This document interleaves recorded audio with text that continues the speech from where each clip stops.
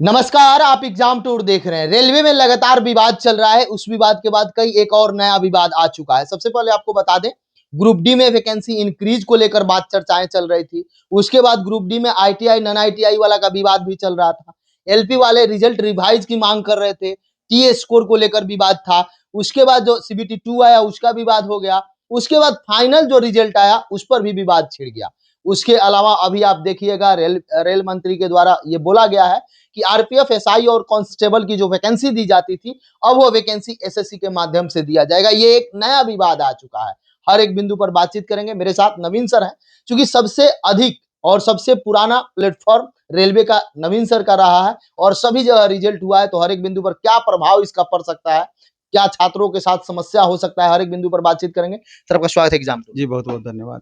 Sir, railway लगातार विवाद में घिरा। अभी ग्रुप डी वाला विवाद समाप्त नहीं हुआ, एलपी वाला विवाद समाप्त नहीं हुआ, तब तक एक नया विवाद आ गया सर। नहीं, विवाद सही में अभी आप देखेंगे तो ग्रुप डी में आईटीआई वाला इश्यू को आप देख लीजिए। जी।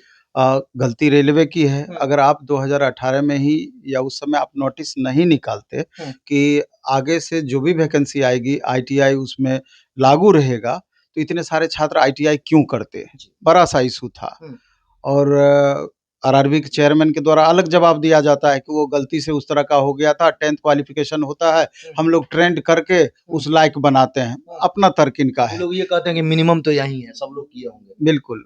तो इस बीच में छात्र परेशान होकर के जब रेलवे के द्वारा नोटिस निकाला गया, तो जैसे भी हुआ आर्थिक जितना भी कष्ट हो, आईटीआई छात्र कर लिए कि किसी भी सूरत में उनको एक जॉब चाहिए था, क्योंकि मैक्सिमम साधारण परिवार के बच्चे आईटीआई का फॉर्म भरते हैं। इसके अलावा अगर आप देखेंगे, इसके अलावा आप देखिए कि हाल-फिलहाल में एएलपी साइको में स्पेशल टी स्कोर का मामला कि आपके सिस्टम के गड़बड़ी के चलते आपने एग्ज़ाम दोबारा लिया और जिनका जो लास्ट में एग्ज़ाम हुआ उनको ज़्यादा बेनिफिट उसका मिला। तो ये तो कहीं न कहीं रेलवे का इसमें जाती है, गलती है कि पहले से आप अपना सिस्टम को दुरुस्त नहीं रखे, उसका खामियाज़ा निश्चित रूप से छात्रों को भुगतना पड़ा। अब जाकर के आरपीएफ वाले मामले को 2 तरीके से समझने की ज़रूरत है और तमाम छात्र इस पर आप गौर करेंगे। एक तरीके से ऐसे इस मामले को समझिए कि इससे क्या हानि अथवा क्या लाभ? पहले तो इसके डेटा को आप देखिए कि आरपीएफ 2025 की बात ले लीजिए। उसमें आरपीएफ एसआई का 15 लाख के एप्रॉक्स छात्र फॉर्म भरे। कितनी बड़ी संख्या है वो दिखा रहे हैं। और आरपीएफ कांस्टेबल का 45.30 लाख यानी 45,30,000 स्टूडेंट फॉर्म भरे। कितनी बड़ी संख्या होगी? दोनों को मिला दीजिए तो 60 लाख से ऊपर चला जाएगा। ये संख्या आपका दिख रहा है यहाँ पर। अब इसमें मामला इसको अलग तरीके से समझिए कि आज माननीय रेल मंत्री के द्वारा ये घोषणा जिस हिसाब से किया गया कि एसएससी एग्जाम कंडक्ट करवाएगी, तो इसको 2 तरीके से देख सकते हैं। एक तो इस हिसाब से आप देख सकते हैं कि एसएससी जब एग्जाम कंडक्ट करवाएगी तो इसका हानि या लाभ छात्रों को क्या भुगतना पड़ेगा। अब जो हिंदी भाषी के छात्र हैं, ज़्यादा तो यही इसका फॉर्म भरते हैं रेलवे का। चाहे आप उत्तर प्रदेश ले लीजिए, बिहार ले लीजिए, राजस्थान ले लीजिए, मध्य प्रदेश ले लीजिए, छत्तीसगढ़ ले लीजिए, झारखंड ले लीजिए, ज़्यादा छात्र यही फॉर्म भरते हैं। अदर स्टेट के भी फॉर्म भरते हैं, लेकिन संख्या बल इनका ज़्यादा होता है। और इसमें वैसे छात्र ज़्यादा होते हैं जिनको शुरू से इंग्लिश को लेकर के परेशानी रही है। इंग्लिश के कारण ये छात्र एसएससी का तैयारी नहीं करते हैं और दूसरे कई एग्ज़ाम को ये नहीं देते हैं, सिर्फ़ इंग्लिश के कारण। और जो सिलेबस वर्तमान का है वहाँ ज़्यादा कंफर्टेबल फ़ील करते हैं।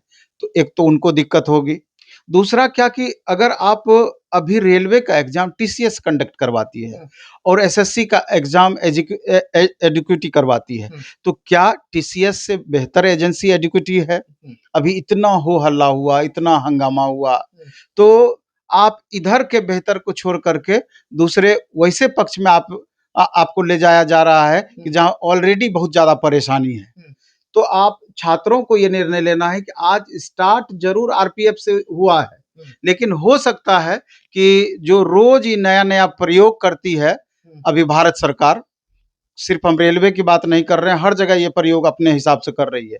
और इससे भी बड़ा मसला ये है कि आज आरपीएफ से करेगा, कल ग्रुप डी घुसाएगा, परसों तीसरा घुसाएगा, चौथा घुसाएगा और आप समझ लीजिए कि उसका क्या परिणाम निकलना है। बहुत सारे छात्र इस पर कमेंट करेंगे कि टीचर लोग अपना बैच बेचने के लिए कि अब अंग्रेजी वाले तो दूसरे टीचर पर आते हैं, उनको ज़्यादा लाभ हो जाएगा। ये आपका सोचने का तरीका हो सकता है, लेकिन इसको आप गंभीरतापूर्वक विचार करेंगे। हम तो इधर साल भर से इसका बैच भी नहीं पढ़ा रहे थे। हाँ, लेकिन निश्चित रूप से गरीब तबके के बच्चे जाते हैं, हाँ। जिनका इंग्लिश नहीं होता है, प्राइवेट विद्यालय में नहीं पढ़ते हैं, हाँ। वो लोग रेलवे में जाते हैं। हाँ। रेलवे में कभी नहीं, वही चीज़ हम बता रहे हैं, इसलिए मेरे ऊपर तो आप आरोप भी नहीं लगा सकते हैं बैच बेचने वाली बात। हाँ, लेकिन अब धीरे-धीरे रेलवे का सारा कुछ अभी स्टार्ट होगा, कंटिन्यू चलेगा। जो अपना 25 साल का बनाया हुआ था एक रेलवे में, वो दोबारा से आपको लौट करके आएगा, दिखेगा। तो हम अभी उस पर नहीं जा रहे हैं, हम ये आपको अंतर करके बता रहे हैं कि ये इनिशिएटिव है, ये शुरुआत है। खुशी की बात इसमें ये है कि अब प्रत्येक साल आपका आरपीएफ आएगा, ये मानते हैं। लेकिन उससे बड़ा दुःख का बात है कि इंग्लिश लैंग्वेज इसमें ऐड हो सकता है। एजुकेटी उसका एग्ज़ाम अभी कंडक्टिंग एजेंसी बनेगी, तो यहाँ पर आपको उतार-चढ़ाव, भारी उतार-चढ़ाव देखने को मिल सर सकता है। यहाँ रेलवे के द्वारा ये भी तो बोला गया है कि सब वैकेंसी कैलेंडर वाइज प्रत्येक साल हम भी देंगे, तो ये खुशी की बात वहाँ नहीं, एक नहीं, कैलेंडर वाइज़ तो आप सब बातें बोल रहे हैं, लेकिन कितना कैलेंडर आपने मेंटेन किया है? और दूसरा हम ये भी कहना चाहेंगे कि शिक्षकों को अब गंभीरतापूर्वक सोचने की ज़रूरत है कि अगर आप छात्र हित में एकजुट नहीं होंगे, अकेला चना भार नहीं फोड़ता है, सबको पता है। तो चाहे आप दिल्ली के टीचर हों, चाहे पटना के टीचर हों, एक प्लेटफ़ॉर्म पर आकर के जो भी बातें हैं यूनाइट होकर के रखना पड़ेगा, नहीं तो इसी तरह छात्र भी आपको आरोपित करते रहेंगे और टीचर का ऐसा स्थिति हो गया है, कब क्या बोलेंगे, नहीं बोलेंगे, बैच बेचने वाली बात या अपना निजी लाभ लेकर के निकल जाते हैं, तो अब बच्चे बुर्बक नहीं रहे, सब अच्छे से समझते हैं। अभी ग्रुप डी का ही मामला ले लीजिए, ग्रुप डी का मामला इतना गंभीर था, एक तो आईटीआई वाला इश्यू था ही, वैकेंसी का भी इश्यू था कि ये वैकेंसी मिनिमम बढ़ा करके 1 लाख प्लस तो करना ही चाहिए था। आपने पीछे 4-5 साल वैकेंसी नहीं दिया था। अगर सब एकजुटता से इन बातों को रखते, तो रेलवे एक बार विचार कर सकती थी। लेकिन हर जगह वही है कि यूनिटी के अभाव में एकजुट नहीं हो पाते हैं।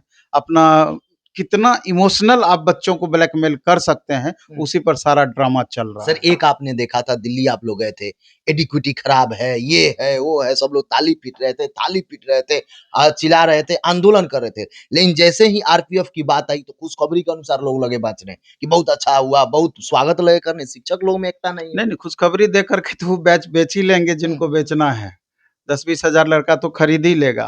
खरीदिए, बैच बेचिए, पढ़ाना काम है टीचर का, वहाँ दिक्कत नहीं है। लेकिन दिक्कत वहाँ पर है कि जब छात्र हित की बातें आए, तो सेलेक्टिव टीचर ही क्यों? सारे टीचर एकजुट होकर के क्यों नहीं? हाँ, उसमें आप छात्रों के प्रतिनिधि को भी शामिल कीजिए। हाँ, जो अपनी बातों को अच्छे से रख पाए, आपस में एकजुटता बनाइए।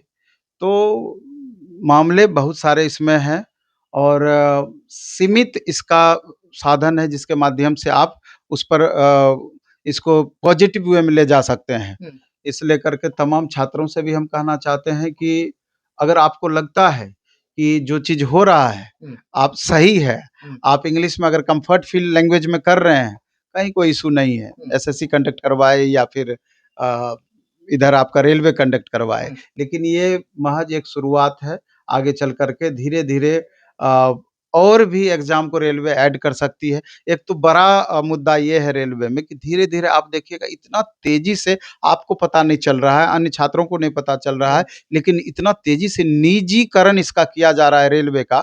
आप चले जाइए, हम इधर ही 3-4 दिन पहले कलकत्ता गए थे, संतरागाछी।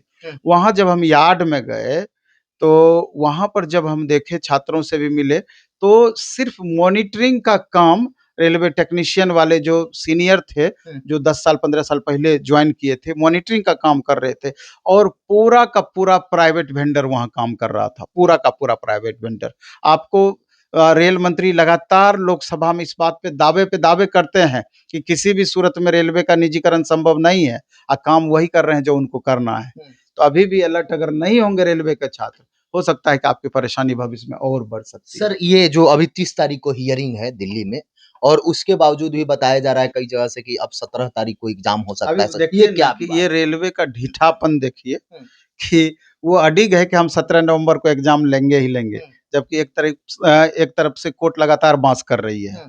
हाँ, तब भी ये अडिग है कि हमको एग्जाम लेंगे ही लेंगे। अब देखिए आगे क्या होता है। चलिए बहुत-बहुत धन्यवाद। बहुत बहुत आभार आपका।